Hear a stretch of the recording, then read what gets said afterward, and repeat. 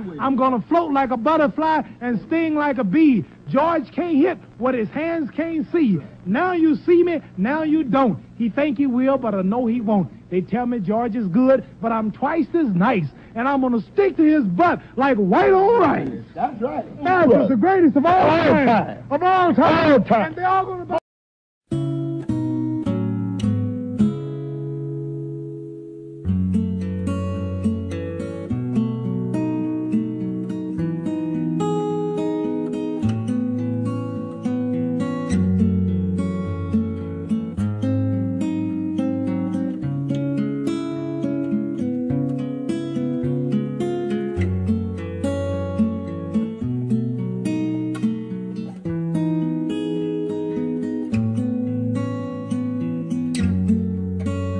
Save me from this harm that haunts me. That's when I'm crying, will he listen? Isn't there anybody? You didn't ever care for me. You didn't ever care for me. Oh, you didn't ever care for me. You didn't ever care for me. Oh, this life ain't meant to be lived without him.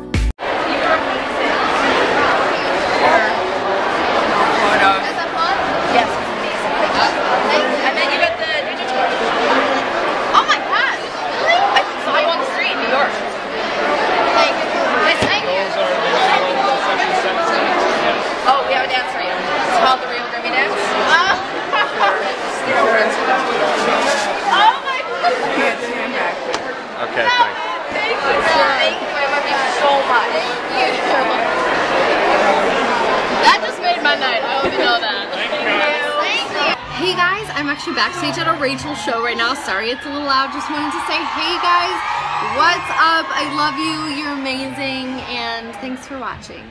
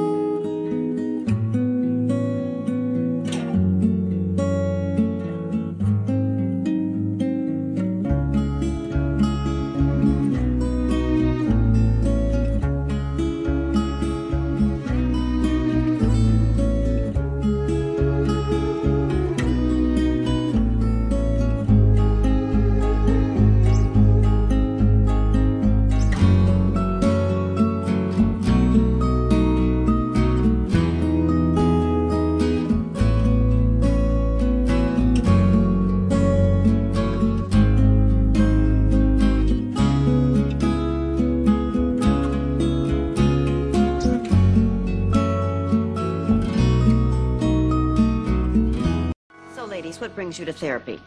Well, I came because my mother has an obsession with me getting married.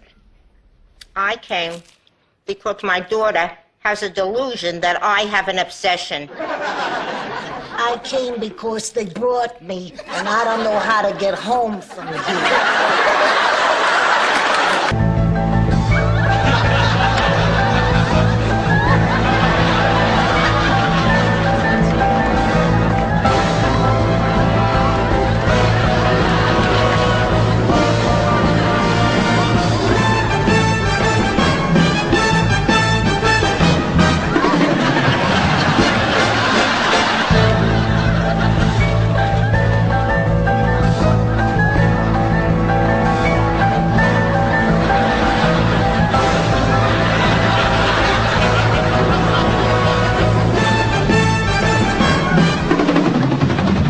Now, you mentioned the nanny. We got the unfortunate news that Anne Morgan Gilbert passed away recently. She played Grandma Yeti on the nanny, Grandma Yetta. And you shared some great photos on social media yesterday. Yes, and I still am. What was your favorite memory working with her?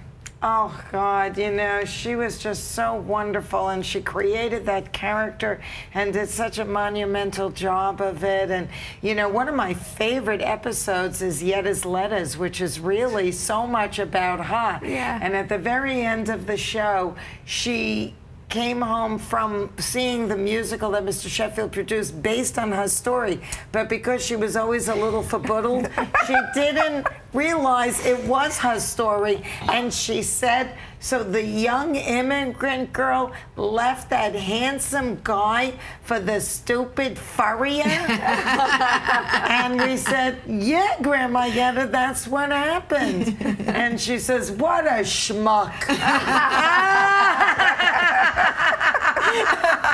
One day is complete. I love that laugh.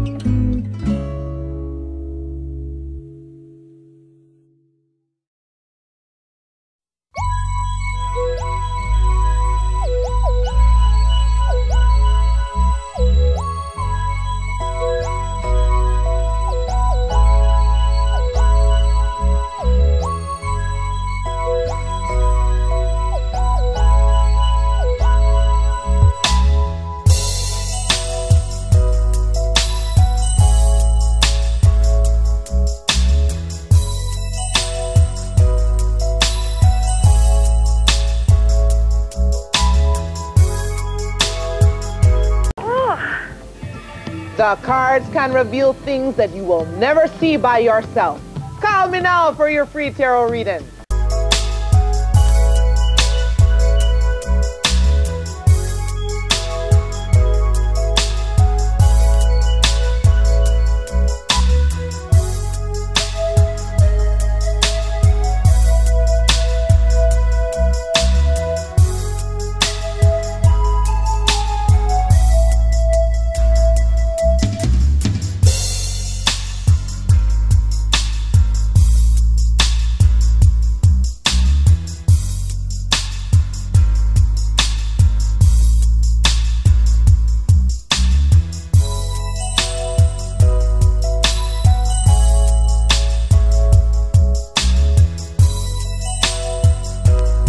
Come with me, and you'll be in a world of pure imagination. Take a look, and you'll see into your imagination.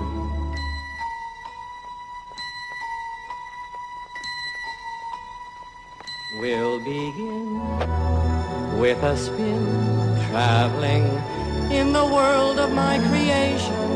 What we'll see will defy explanation.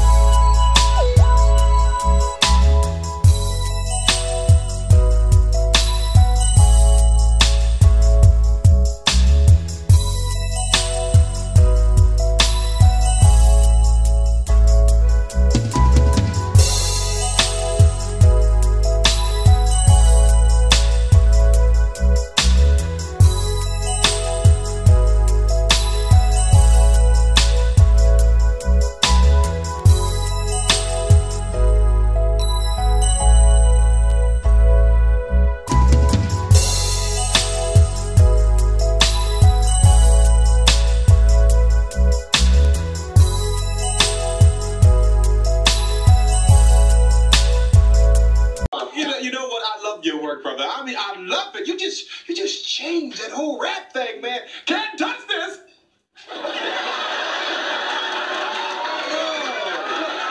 No, man. No, this big is man. That's Hammer. Oh, we had him on the show last year. You know what, bro? I really enjoyed you in that film. I'm a Crunch Groove. Well, what's the other two fat boys?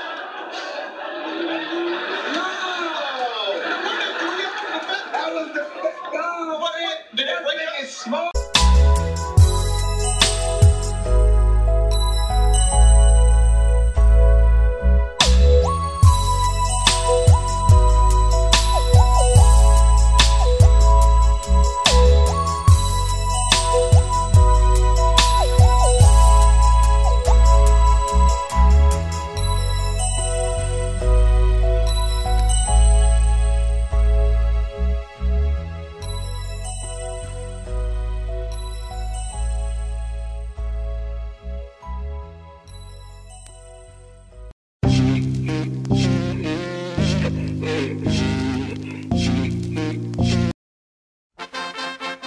Here's a story of a lovely lady who was bringing up three very lovely girls.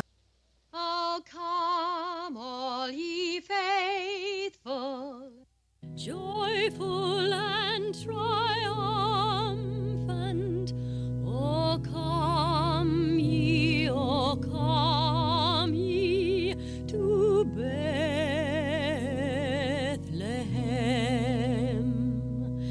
Come and behold him, born the King of angels. Oh, come, let us adore him. Oh, come, let us adore him.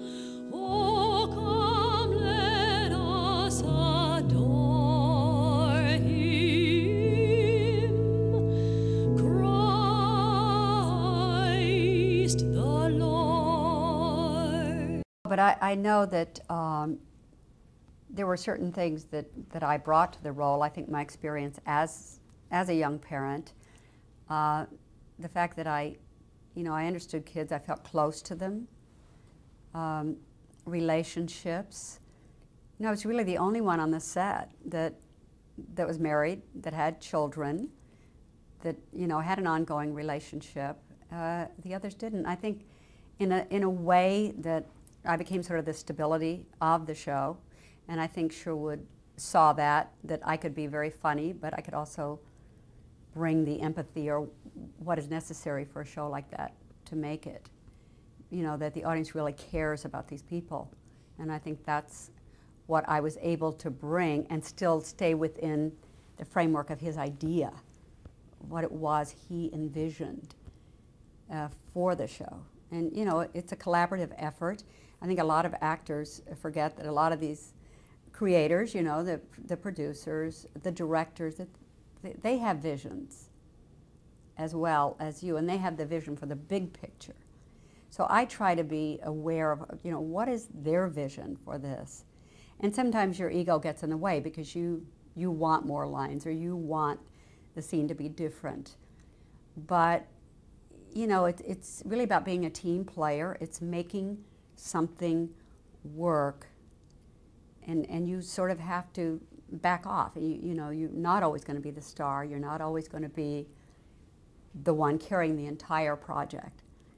So in that sense, I think it's maybe another reason I've worked so long, because I try to be aware of what everyone is trying to contribute.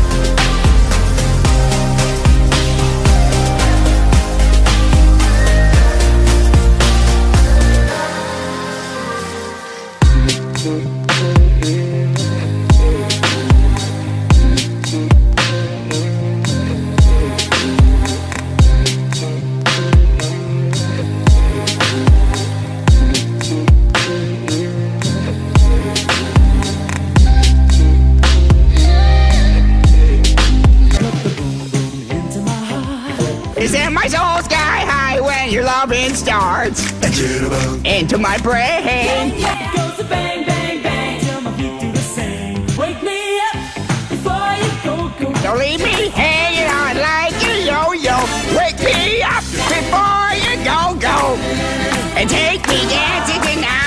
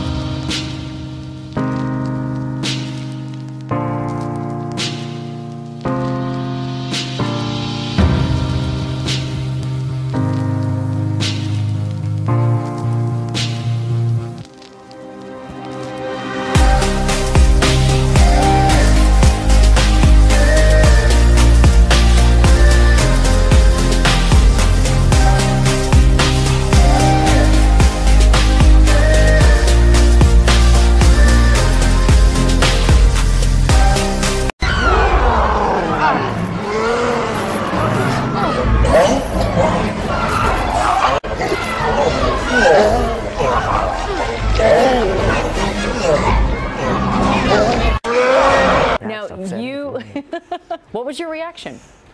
I looked like that. No, you know, you're going to do it. I've been Princess Leia for 40 years. So what, I'm going to stop now when it's really ridiculous to be someone named Princess Leia or General Yeah, you're Leia? General Leia now. Ridiculous. I mean, ridiculous in a really good way. Yeah, in a great way. I mean, tell me about, how did you prepare to bring back this role? Did you prepare? You're scoffing at me. I got in character, and I've never gotten out again. And really, I've tried everything. You're always going to look like Princess Leia. Well, that would be really weird. And then when people say to you, this, I get, Princess Leia, like I'm supposed to go, yes. What do you do when people say that? I think in my mind, yes. No, I try not to respond as an adult. You actually physically transformed for this role. Yes, I did lose weight. And I think it's a stupid conversation. Okay, we'll move on. We'll move on. Not with you. I mean, it's good with you, but normally I wouldn't talk about it with someone else. But you're so thin, let's talk about it. How do you keep that going on? Do you exercise every day? I work out and isn't it boring? Yes. But you love it. I try to put some music on to, what music to motivate makes me. this worthwhile? No, I want to hear what the song is. Maybe I can go for it too. Princess Leia obviously was such a strong. Yeah. She was just 19 in the first Star Wars.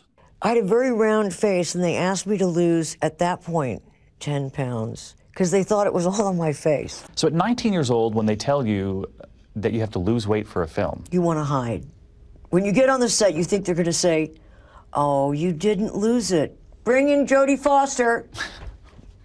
Which didn't happen. No, but I seriously was. That's why I did it. So you'd miss me. I did miss you.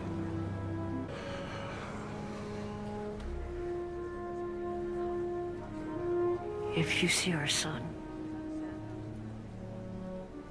bring him home.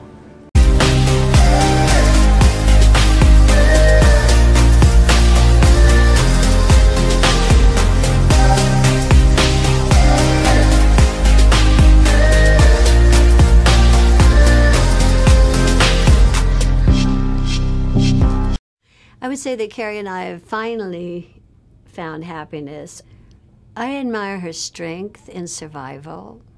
I admire that she is alive, that she has chosen to make it.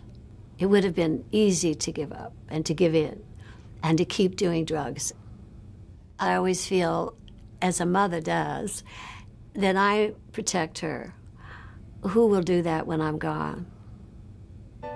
I want happiness for my daughter, and I want Carrie to be happy, and I can't have that. So that makes me sad.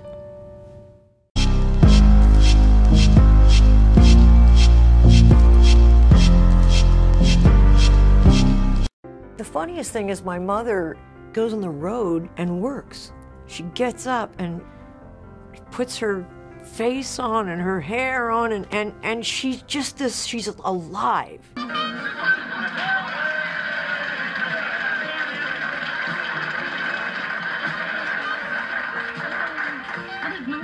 Good evening, everybody. A big surprise, a big surprise.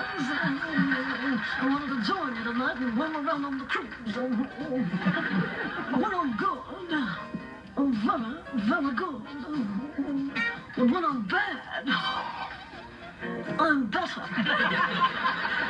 I even gave up sex once. It was the longest night of my life. All right, folks, now I gotta take a little leave from you. I'll miss you all, I'll miss you all.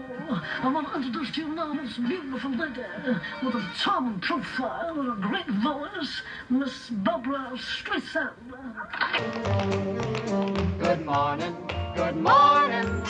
It's great to stay up late. Good morning to you. When the band began to play, the stars were shining bright. Now the milkman's on his way, it's too late to say goodnight. So good morning, sunbeams will soon smile through. Good morning to you and you and you and you. Good morning, we've gabbed the whole night through. Good morning to you. Nothing could be grander than to be in. I was very excited, and of course my favorite movie was Singing in the Rain, and well, I didn't mention, did I say that? Yeah. And I had a good time making that picture, wearing myself out. And of course I had a wonderful hairdo in that picture. I know some of you may not remember this, but I had a bun. At the back of my head, I had a big bun, an ugly bun at the back of my head. So I warned my daughter, Carrie, who had just gotten a part in the picture, Princess Leia in Star Wars. I said, well, Carrie, be careful of any weird hairdo. I'm just so used to saying it, I say, instead of saying hi, I don't know why I say hi. I mean, of course she knows by now. Dear, this is your mother. Hello, dear, this is Debbie. Instead, I forget. No, your mother, Debbie. This is your mom. mom. It could be my, my next door neighbor. I'm her neighbor. It's one way I get to see my daughters. I moved right next door. Happy days are here again. The skies above are clear again. So let's sing a song of cheer again.